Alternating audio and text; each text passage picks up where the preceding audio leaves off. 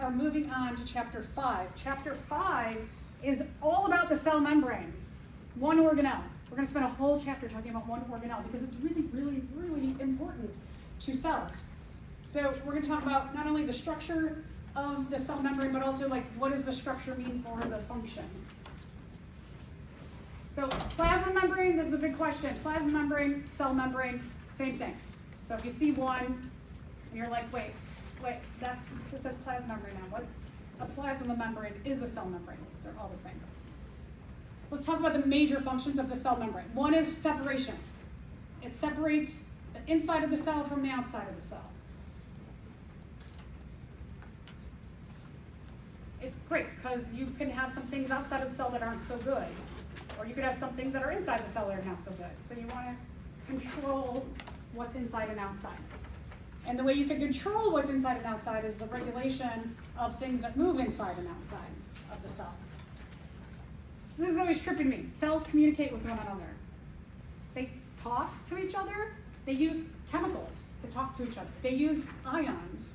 They use hydrogens, and they use hydrogen ions a lot. They use potassium ions and sodium ions, and they tell each other, we're all going to do this together. They are attached. Some cells, a lot of times we look at cells under the microscope and it looks like they're individuals, but like your cheek cells, for example, they're actually attached, but they're not like strongly attached. So you can see some separation of them, but most of our cells are stuck together, and then they do things together, like contract, like your heart cells. They all contract and relax and contract and relax because they're communicating with each other and they're attached to one another. And also, our membranes allow for certain things in at certain times. They keep certain things out at certain times. Sometimes, like water, they just let it come back and forth anytime it wants so that they can regulate our biochemical reactions. Water is a good example because water, we know we need water for hydrolysis, and then you have dehydration synthesis, so water is always like being used and then goes away and used and goes away, so we want to be able to have that ability, and it regulates a lot of our base biochemical reactions. Right, some characteristics about the cell membrane. What does it look like? How does it act? It's permeable. Permeable means that it allows some things in, it keeps some things out. Sometimes it lets things in at certain times. So permeability means there's flexibility in the movement of substances that are controlled by the membrane. It's made up of two major parts. Phospholipids, it's a kind of lipid, makes up the majority of our cell membranes, makes up the majority of the membranes of all of your organelles. So that organelles like vacuoles and vesicles, things that come off the Golgi apparatus, things that come off the endoplasmic reticulum they package them up and send them off. Those little packages, which become vesicles or vacuoles, can merge with the plasma membrane, and then the plasma membrane can open up that little package and release it outside of the cell. Or it can take things in by allowing other vesicles to merge and bring things in. The other thing beside the phospholipid, and we'll talk about this bilayer deal in a minute, is there are proteins. And the lipid layer mostly just kind of keeps everything out. The proteins allow things in and out.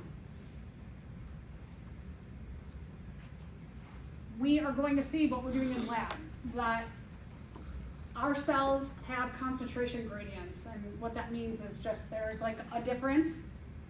So if this is the membrane, there's a difference on this side and this side in relationship to like sugar, for example, right? We're using,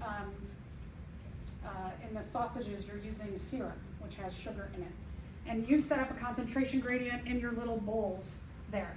You have a high concentration in sugar inside of those, and you have a low concentration in the water outside of it, or no concentration we started with.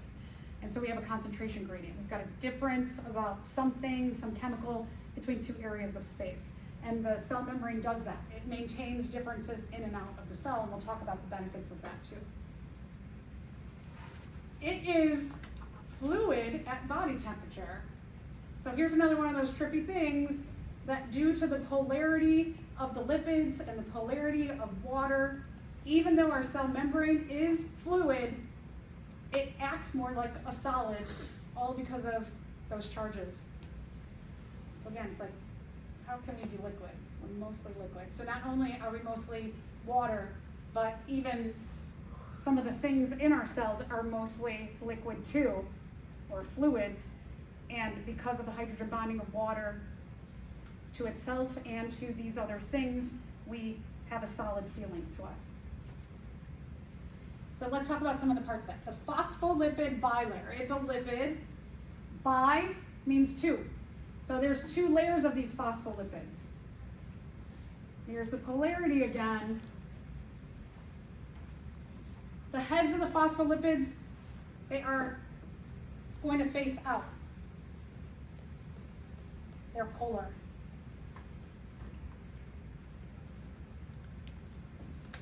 The tails, non-polar, they face in. I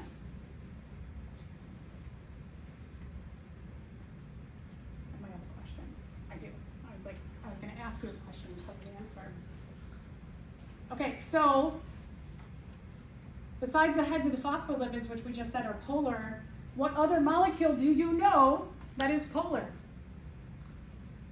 We talked a lot about it. I talked a lot about it today already.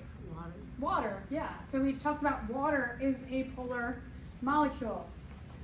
So the heads face out to environments where there's a lot of water, outside of the cell, inside of the cell. The tails they don't like water.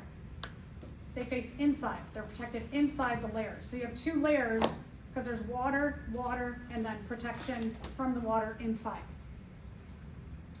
Tails are what we call hydrophobic. Heads are hydrophilic. If you have a phobia of something, do you like it or not like it? Not like it. No, right? Okay, hydro means water. So the tails are hydrophobic. They don't like water. They want to stay away from the water.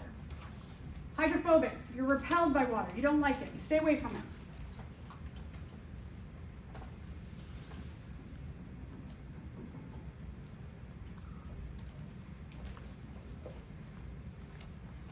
If you are hydrophobic, like oil, you don't dissolve in water well. So you could mix this in a blender, and then it would separate into little fat globules, and then it will float all the way to the top again. The lipids are going to try and get away from the water as much as they can. They can't climb out of the jar here, but they can go as far away as they can up to the top. Hydrophilic, philic means loving. So if you are hydrophilic, you like water.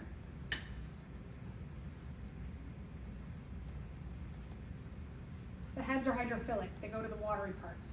The tails are hydrophobic, they get protected inside. Sugar, or glucose, is a hydrophilic molecule. Salt is a hydrophilic molecule. One of the things about hydrophilic molecules is that they like water so much that they'll dissolve within a watery substance or a watery like liquid. So you can dissolve them in water, right? You could take salt, take a spoonful of salt, you put it in water, you mix it, and the salt is going to evenly distribute itself amongst all the water molecules. So when you if you have a sore throat and you gargle with salt water and you make that solution, you mix it up, it's not like there's salt sitting at the top like a lipid. The salt evenly distributes itself throughout. Same thing with sugar, right? Make lemonade. Lemon juice is hydrophilic. You can take lemon juice and sugar and you can mix it into water and you can make lemonade. And each sip of lemonade will they'll taste approximately the same. Unless you put in too much sugar, then some of it goes to the bottom. So this is what your phospholipid bilayer looks like if we're just looking at the phospholipids. The round parts are the heads. They're hydrophilic or water-loving. You can see two layers of these circles or heads, one up there, one down here. This is the inside of the cell. This is where the cytoplasm is. The cytoplasm is made up of a lot of water plus other nutrients, minerals, some metals like iron, for example. All these things are going to be floating around in the water. So very water environment, they're like, ooh, I like that, right? They're hydrophilic. So they're going to face the cytoplasm. The heads up top, they're going to face what we call the extracellular fluid. there's little spaces between some cells, and there's water in between those spaces. And so the heads also face that other water environment. These heads face the water environments, the tails inside, there's no water in here because the tails don't like water. If water comes in here, which it'll pass through the phospholipid bilayer, water will sneak through, but it goes all the way through. Because the water attracted here will be then attracted over here, and it'll move quick through. All right, so that's the phospholipids. Let's talk about the proteins. Embedded within those phospholipids, every so often you have a protein. You have a lot of different kinds of proteins. The proteins are responsible for moving most things through. I'll talk about some exceptions. Communication, they can say to another cell, hey, we're going to all contract and relax at the same time, if you're a heart cell. They're going to identify, are you a self cell or are you a bacterium? Are you a virus particle? Are you a fungus? And then they'll tag those for destruction.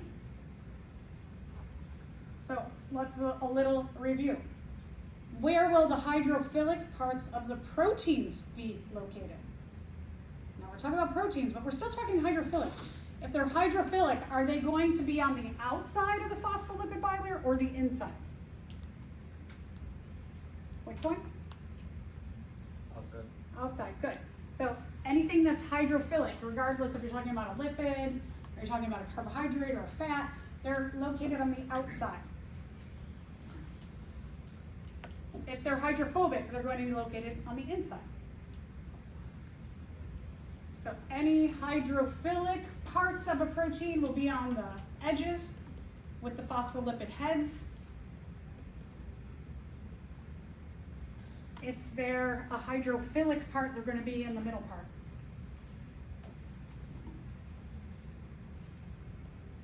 With our phospholipid bilayer,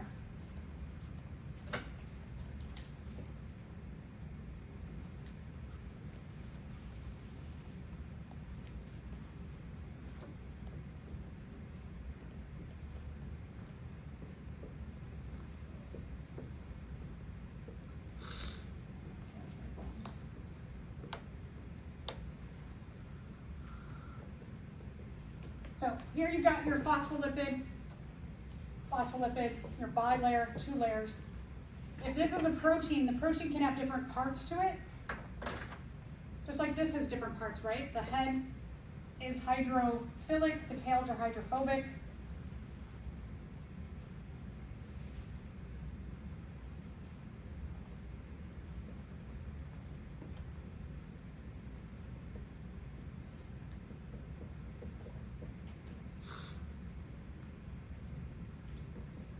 So you can have a phospholipid and it has 2 parts to it. It has a hydrophilic part and a hydrophobic part.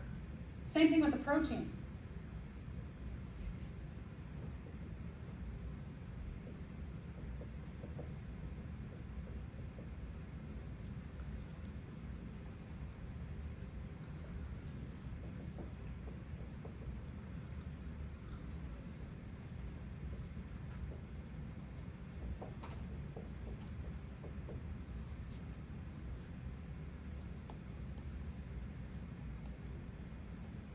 The proteins, because they span the entire lipid bilayer, you can have the edges of it hydrophilic and the inside of it hydrophobic.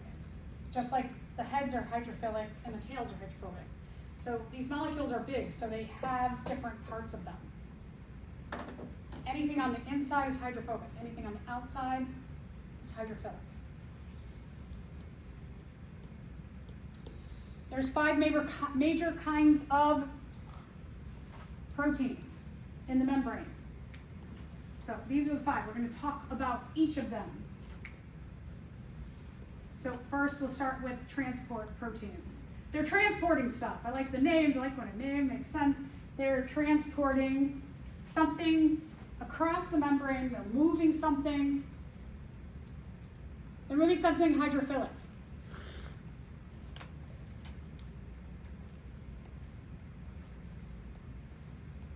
So that thing can bind here, that's hydrophilic, and then it's going to go really quick through. So movement becomes very quick because we have this whole hydrophobic part, right? So when whatever they're transporting comes into this protein, it doesn't like this area. So it's going to go really fast. And we get a quick movement of things across the membrane because the proteins have both hydrophilic and hydrophobic parts. There are two kinds of transport proteins. There are channel proteins and carrier proteins. So let's first talk about, do transport proteins move molecules that are attracted to water or repelled by water? Are they hydrophobic or hydrophilic? Or they transport things that are hydrophobic or hydrophilic? Hydrophilic. Good, yeah, so they transport things that are hydrophilic, so they transport things that are attracted to water.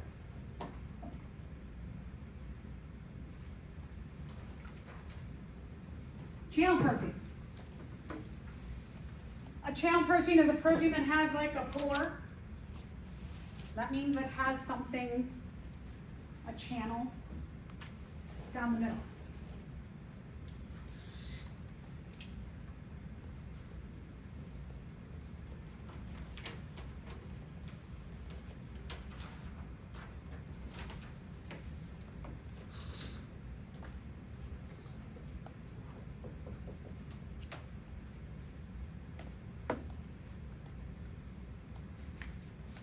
So for example, our channel protein here, got a little slot here. We can have a channel protein that is specific to a hydrogen ion. We can have another channel protein.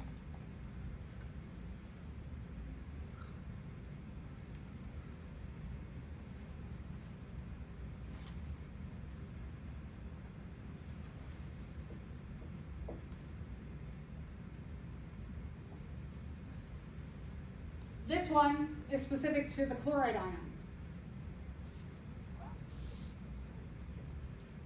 So you can have a lot of different kinds of channel proteins, and they will be a little bit different depending on what they're transporting. Hydrogen ions are very, very small, so the channel or the pore will be small. The chloride ion is bigger, so you need a bigger channel. The channels fit specific things. Even though the hydrogen ion is small, the hydrogen ion will not be allowed to go through here. Only chloride is. They are very specific. So even though this is bigger, smaller things can't go through. Only this can.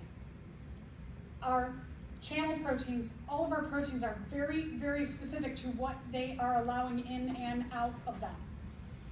Everything is like just orchestrated so amazingly perfectly in our cells. It's so organized, right? One of the characteristics of life was living things are organized, and the organization is just bonkers. So when I start learning about these little tiny things that are happening, remember, think about your cheek cells that you looked at underneath the microscope. That when you blew them up 430 times, they still looked like, like that big at 430 times. So imagine how just immensely small your cells are that have all of this detail and are so specific in their detail and function. It's kind of crazy to imagine. I just don't even understand how we can have this much specificity at such a micro level.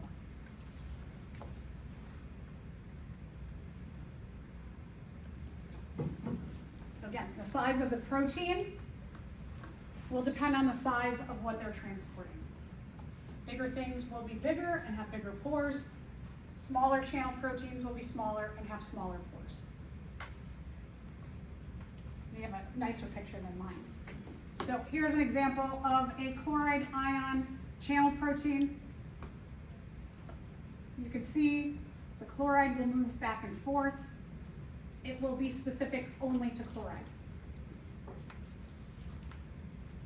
Carrier proteins. Carrier proteins, okay, when you carry something, right, if I'm going to carry the stapler, don't I have to grab onto it? So a carrier protein is actually going to grab onto the molecule that it transports before it moves it across. Call it a binding. It's going to bind the molecule it transports. It's going to bind first to the carrier protein, and then it's going to move it across.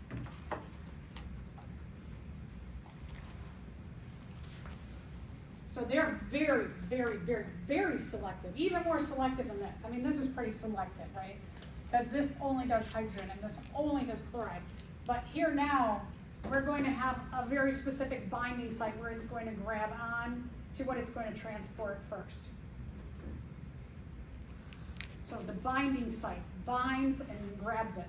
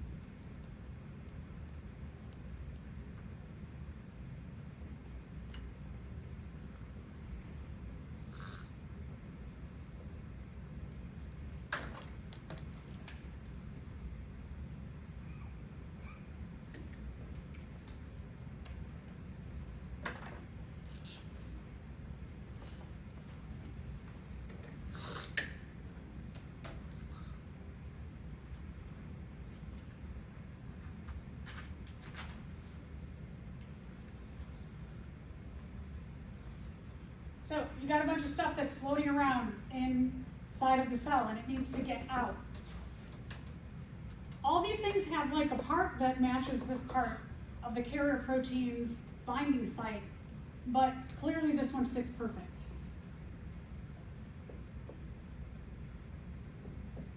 These two cannot go through. They cannot bind at the binding site. So this particular carrier protein, it only will bind this thing. Everything is like puzzles. Two pieces of puzzle fit together or they don't. And that's part of the organization of our cells, is that when something fits into a proper binding site, then it's like, okay, now you're going to go do something. But if this tries to get in there, it just bounces off. It's like, nope, bounces off. Nope, bounces off. This, yes.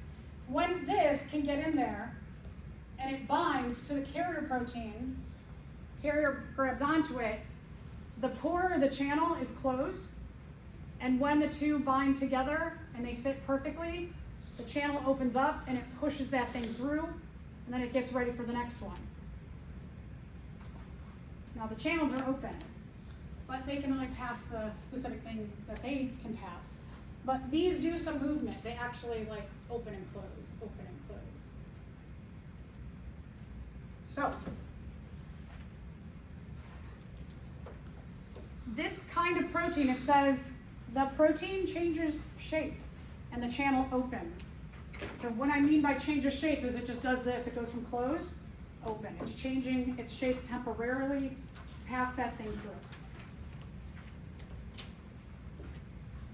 Some of the pumps are really wild in that they could do like sodium for potassium. They might switch molecules back and forth. So they'll push one through and one comes out. It's the way a lot of our muscles work that way. So these they call pumps, when they're pumping things in and out of the cell. In our muscles we have a sodium, potassium pump, and it helps our muscles to contract and relax. It's the way that our heart cells signal to one another, oh, we're gonna put this in and exchange it for that. Everybody contract. Oh, now we're going to exchange them back. Relax. Contract. Relax. And they just keep pushing them back and forth. So what you're seeing in this carrier protein example is that you've got some kind of molecules up here. They need to go into the cell. They're going to fit into the binding site of this carrier protein. When that fits into here, it signals to this carrier protein, you got the right thing to transport. So change your shape by opening up. Push it through, go back to being closed. there are things called receptor proteins. These are like even bigger than the transport proteins. So they are like this. They are like this, where they're going to bind to something. But these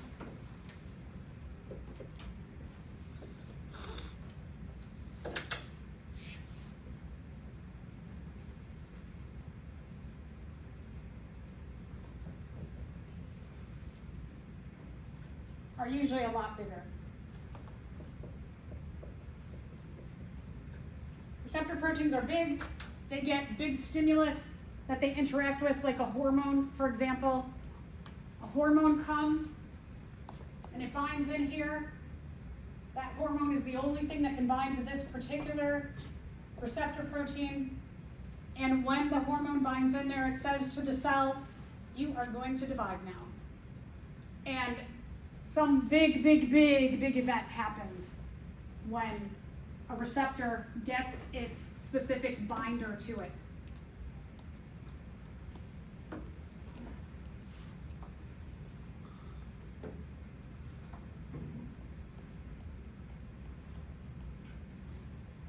Could be like in our ovaries. It could say at day 12, 13, 14 in a female's cycle. At that time, something binds to a receptor on the ovary and it says, okay, you're going to push out one egg. And that will happen once a month. So these receptors usually don't function often, but when they do, whew, something big's going to happen. So they're kind of like this. Something gets in there and it stimulates this end of the protein to tell somebody else, go do this big thing. Get ready, we're doing something big. So it's like, the like siren goes on in the cell. Woo, everybody get ready. We're gonna divide. Everybody line up, get ready. So there's like something really big is gonna be activated and tell the rest of the cell, let's all go, we gotta do this. All right, enzymes. Enzymes are another kind of protein. We talk about these a lot.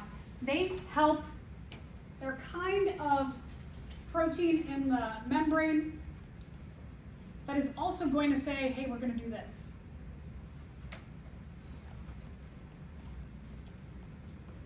There's all different kinds of enzymes. We have enzymes in our phospholipid bilayer.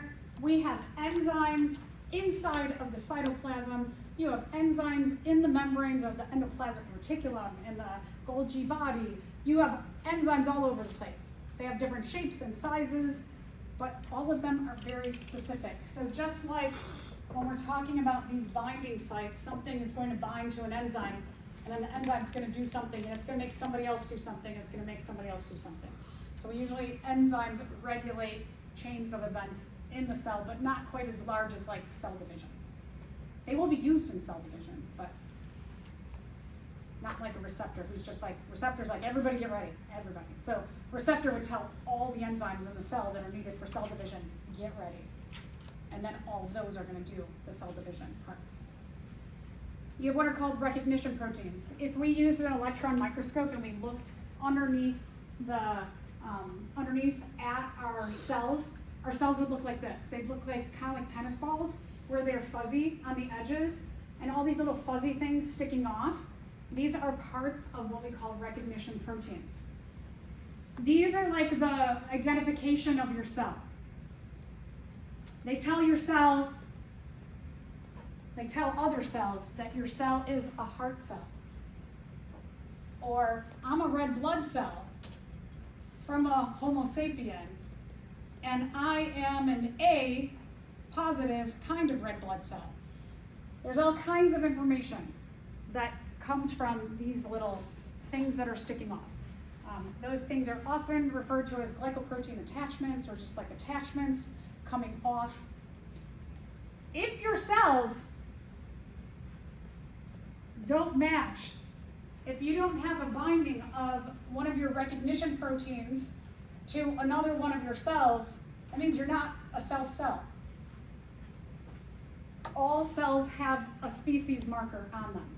So let's say our species marker is fit like this, and what happens is our blood cells, our white blood cells are floating around, and our white blood cells have receptors that are like this and this on the surface, and here's a cell floating around in the bloodstream, and your white blood cell goes, oh, okay, you're cool, keep going, you're one of us, oh, you're cool, but now what if it's something like this? And they're like, nope, you don't fit right, and they grab onto that, and then they produce antibodies, and then antibodies say, this thing right here, it's not us. Let's destroy this.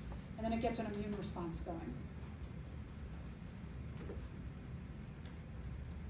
Then you have connection proteins, and this is how our cells stick together. They can anchor them together so that we have tissues and organs. We'll talk about all of these at the end of this whole chapter. All right, a couple other things that are in the cell membrane, just like important things. There's a lot of other stuff that's embedded in the cell membrane. One is cholesterol is embedded in our cell membrane. It's really important because it gives some more stability, extra stability to our cell membranes. So cholesterol for us humans, we track that because we do need some cholesterol. So right, your cholesterol levels, anybody have too low of cholesterol? Yeah, it's not a common thing, but occasionally people can have too low of cholesterol and then they have to like eat more fats in their diet, for example. It's usually something genetic in the family. Most of us deal with maybe too high of cholesterol, and so we want to keep those cholesterol numbers. You want to keep your good cholesterol at a certain place and your bad cholesterol. You want to stay at least under 200 as your total number. Why? Because we need a little bit of cholesterol in our cell membranes to give them more stability. So this is what it all looks like. Kind of like my drawing on the board, right? But maybe a little nicer.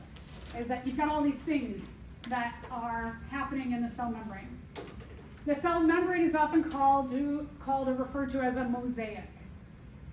Like if you do something with tiles, and you use a lot of different color and shapes of tiles, you put them together. They call it a mosaic in art, because you've got a lot of different things that are in the membrane, and they all have different functions. So it is very complicated, yet organized. So the what portion of the cell membrane is responsible for the isolating functions of the membrane, while the what portion regulates exchange and communication within the environment. So what isolates it, keeps things out, and what communicates and allows things in and out. Which series of answers look best?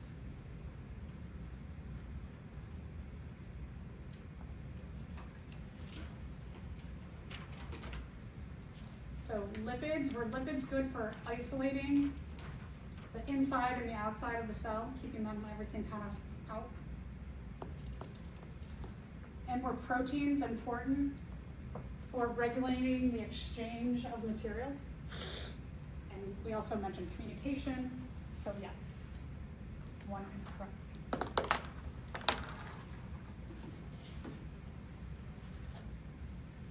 Okay. How do substances move across a membrane? We move substances via what are called gradients. A gradient is a difference between two areas of space. So outside the cell, inside the cell. Inside your sausage, outside your sausage. Inside your peas, outside your pea. Molecules typically move from high concentration to low concentration. If molecules move from high to low concentration, they don't use any energy. So let's say you have a friend who's like super duper rich, and their family's always like, yeah, come with us to dinner, come on vacation with us. They're giving you like clothes, and you're like, cool, but you don't have a lot of money, right? So is it easy for your friend who has a lot of money to give money away if they're really, really rich, right? It's easy, okay? So if you're like putting yourself through college and you don't have a lot of money, and the family's like, yeah, come on vacation with us, And then you go on vacation and come back and they hand you a bill. And they're like, you owe us $4,000 for that vacation. And you're like, wait, I thought you always treat me, but right? You don't have a lot of money, so is it easy for you to give them that $4,000? No, right? So molecules, when you have a high amount of a molecule like inside the cell, it's easy for it to just like let some go outside. It goes from high concentration inside, low concentration. It doesn't cost them much because they have tons of whatever they have, right? Just like if you had tons of money, no big deal to just give out money.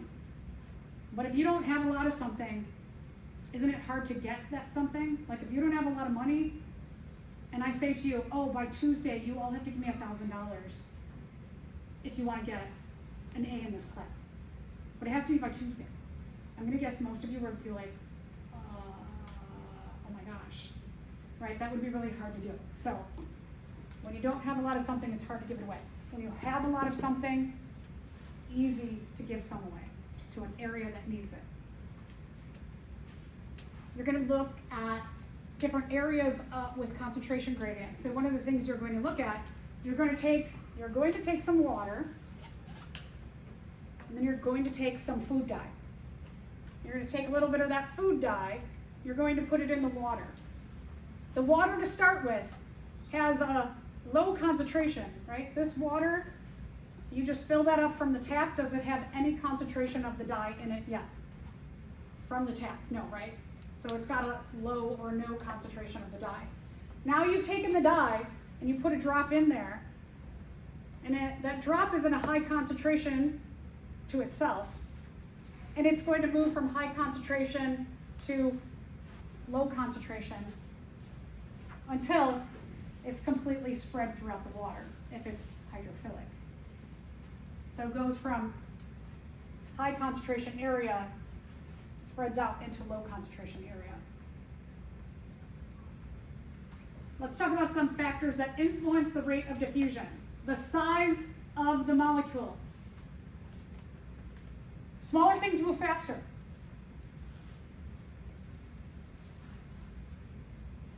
So like if I brought a 500-pound man in and we're in the hallway and I said you have to race them all the way to the end of the hallway, because you're a lot lighter, you will probably win the race, right? Lighter things move faster.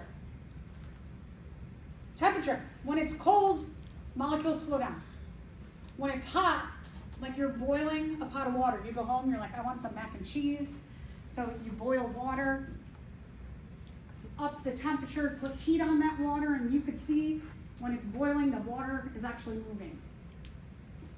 You put that water in the freezer, the molecules slow down. So that's why I had you put warm water with your peas and your dialysis tubes so that we could speed up, we could get a little more speed through the temperature of our diffusion. Lipid solubility. So the lipids pretty much keep everything out, but if you are lipid-philic, if you love lipids and you can dissolve into a lipid, then you could go through here. And you don't need a channel or a carrier. You can just slip right on through. Concentration gradient. As I said, things move from high to low.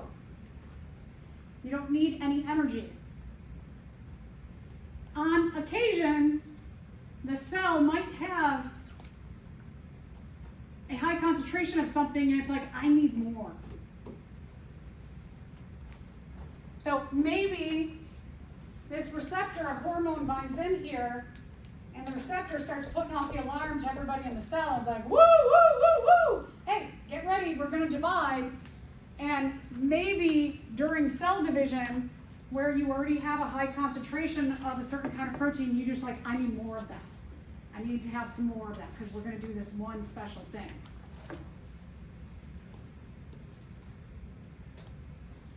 Out of these, which one will diffuse the fastest? Nitrogen, carbon, hydrogen, oxygen? Okay, good. So we're going by size. Hydrogen's the smallest of those atoms. So it's going to move or diffuse the fastest.